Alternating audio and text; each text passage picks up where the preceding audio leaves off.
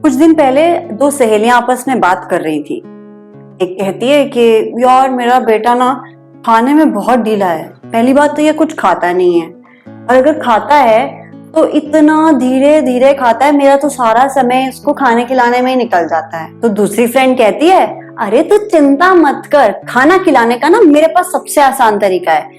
कुछ नहीं करना, जब बच्चा खाना खाने लगे ना, जब उसको खाना खिलाना हो तो सबसे पहले उसके हाथ में फोन पकड़ा दिया कर, फिर देखना कैसे सारी कटोरी चट कर जाता है।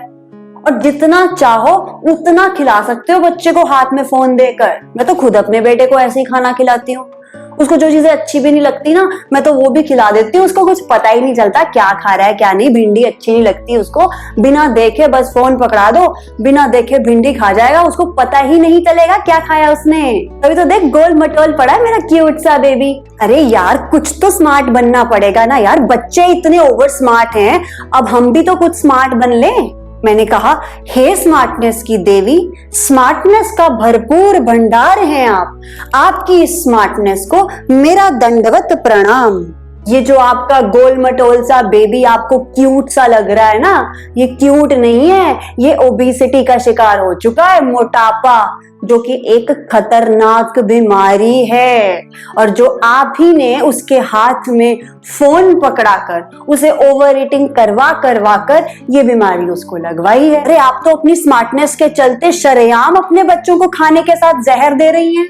बिल्कुल, फोन के साथ खाना खिलाना बच्चे को जहर खिलाने के बराबर है। और आप अब चिंता मत करो, इस जहर का एंटीडोट है मेरे पास। तो अगर आप इस जहर से छुटकारा पाना चाहते हैं और इस जहर के एंटीडोट को पाना चाहते हैं, you are most welcome to Mind Care, जहां आप हैं अपनी वेलनेस कोच शिवरंजनी के साथ। और आज हम बात करने वाले हैं हेल्दी ईटिंग प्रैक्टिस के बारे में, जिससे कि आप खुद को और अपने बच्चों को एक संतुलित आहार सही तरीके से खिला पाएंगे और अनहेल्दी ईटिंग के दुष्परिणाम से बच पाएंगे। तो दोस्तों, वीडियो को जरा ध्यान से देखिएगा, एंड तक देखिएगा, ताकि आप ये समझ पाएं कि हेल्दी ईटिंग प्रैक्टिसेस हमारे लिए कितनी जरूरी हैं। आज हम जिस हेल्दी ईटिंग प्रैक्टिस के बारे में बात करने वाले हैं उसका नाम है माइंडफुल ईटिंग। जैसे कि नाम से ही क्लियर हो जाता है कि माइंडफुल ईटिंग का संबंध माइंडफुलनेस से है, और माइंडफुलनेस का मतलब है कि हम अपना 100% इंटेंशनल फोकस दें उस मोमेंट में जिस मोमेंट में अभी हम प्रेजेंटली हैं। उस प्रेजेंट मोमेंट में हमारे क्या थॉट्स हैं, हमारे क्या इमोशंस हैं, हमारी क्या फिजिकल सेंसेशंस हैं, हम उस एक एक थॉट को, एक एक इमोशन को, एक एक फिजिकल सेंसेशन को उस पर्टिकुलर मोमेंट में ठहर कर, स्थिर रहकर फोकस करें, अपना 100% अटेंशन उस प्रेजेंट मोमेंट पे रखें। ये होता है mindfulness. So when we are becoming mindful, that means we are becoming fully aware of each and every situation rather than just reacting to it. और mindful eating का मतलब ये है using all your senses, पूरी तरीके से अपना attention, अपना फोकस, अपना ध्यान खाने की उस प्रक्रिया पे, उस पूरी प्रक्रिया पे केंद्रित करना जिसके माध्यम से आप भोजन ग्रहण कर रहे हैं। That means using all your senses, your physical, your emotional senses to experience the food you are eating and to enjoy the food you are eating at that particular moment. Mindful eating में हम mainly 5 चीजों पे focus करते हैं। पहली, what we eat, हम क्या खा रहे हैं। व्हेन वी ईट, हम कब खा रहे हैं। तीसरी, why we eat what we eat, हम जो खा रहे हैं वो हम क्यों खा रहे हैं।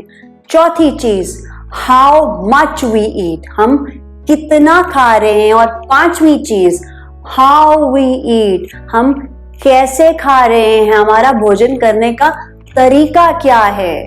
तो इन 5 चीजों पे अगर हम फोकस करके खाना खाएंगे तो हम माइंडफुल ईटिंग को अच्छे से फॉलो करने में सक्सेसफुल हो जाएंगे। तो चलिए दोस्तों, अब मैं आपको बताने वाली हूँ वो 5 तरीके जिनसे आप माइंडफुल ईटिंग को बहुत ही आसानी से अपने डेली लाइफ में फॉलो कर पाएंगे। Tip number 1 to practice mindful eating is honour the food. जो भी खाना आपके सामने आ रहा है उसको बिना जज किए ईव भिंडी, ईव तोरी बोलकर उसकी तौहीन करने की बजाय रिस्पेक्ट द फूड, उस भोजन का सम्मान कीजिए। आपने अपने घर में बुजुर्गों को देखा होगा खाने से पहले प्रेयर करते हुए। आजकल स्कूल्स में भी लंच प्रेयर होती है। That is only to make children aware of the value of the food and the hard work it takes to earn that food.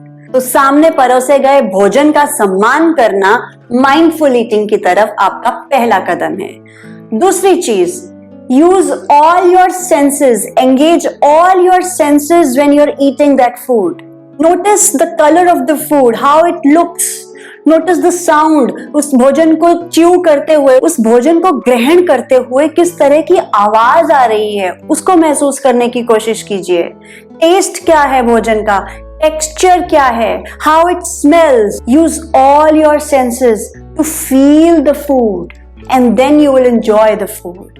Third thing, go for small servings in modest portions. मम्मियां भी घर में बोलती हैं थोड़ा ले लो बेटा, चाहे दोबारा से ले लेना। ऐसा करने से आप ओवर ईटिंग को बहुत आराम से अवॉइड कर पाओगे और साथ में फूड का वेस्टेज भी बहुत ही कम हो जाएगा।